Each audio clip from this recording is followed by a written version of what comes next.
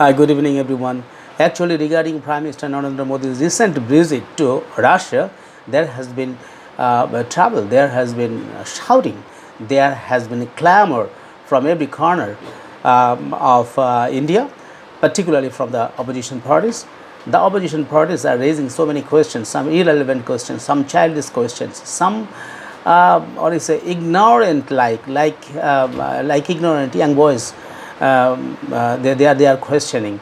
So these are very funny thing to the political analysts and political scientists of India and the world as a whole.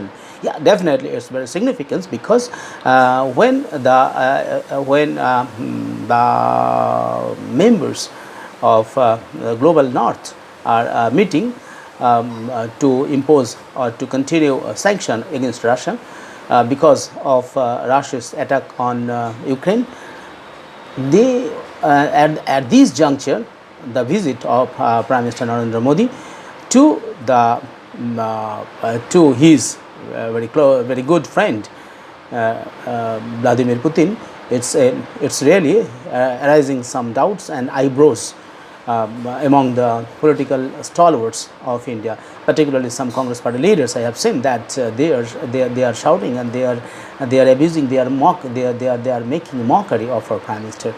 But do you know why they are mocking of the Prime Minister? Because they are mocking because they are not being able to do so, and maybe they will not, many of them will not be able to do this, many of them will not be able to achieve this, many of them will not be able to touch even the Prime Minister. Here in India, you may being the opposition party leaders or opposition party members, you may shout, you may talk foolish or filthy words against the Prime Minister.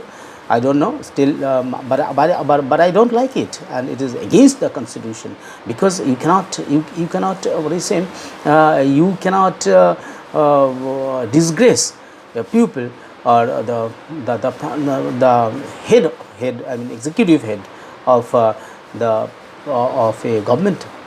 You cannot. And this country is a very big country. This country is a very rich country. This country is a very famous country in the world. And now this democratic country, if you talk about against the Prime Minister, and if you talk against his capacity, against his skills, against his what I say, against his friendship, against his what I say, power of managing the world leaders, then you may do so. And always the critics, I'm saying a big word, that is the barking dogs. Yes, you are like barking dogs.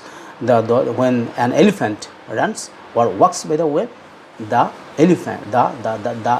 dogs bark, but does the elephant look back? No, the elephant never looks back. So what you are doing, you are just making yourself lower, you are lowering yourself, you are just lowering yourselves, you are showing your status, you are showing your position, but you don't have any concrete or constructive criticism, right? You can tell that India might do the nuclear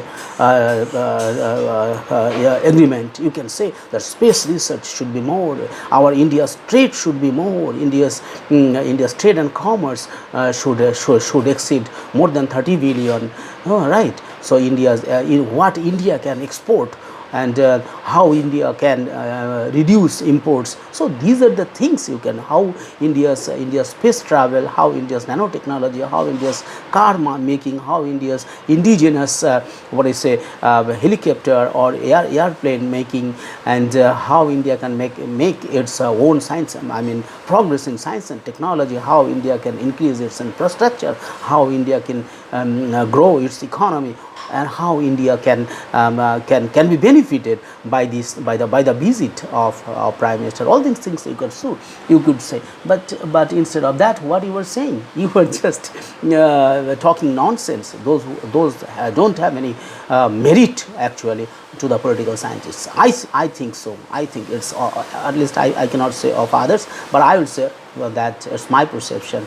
But that the parties, particularly I saw one news of Jairam Ramesh of Congress Party. He's a very good man actually, and he's a very educated person, and he's a very wise person. But he says that in relation to reducing tension of Ukraine and Russia, and the intervention of Prime Minister Narendra Modi, if the war ends by his mediation, then he will take the credit. If he takes the credit, it's your credit. It's not only Prime Minister's credit, it's the credit of India, it's the credit of every people, every person of India, every citizen of India, isn't it?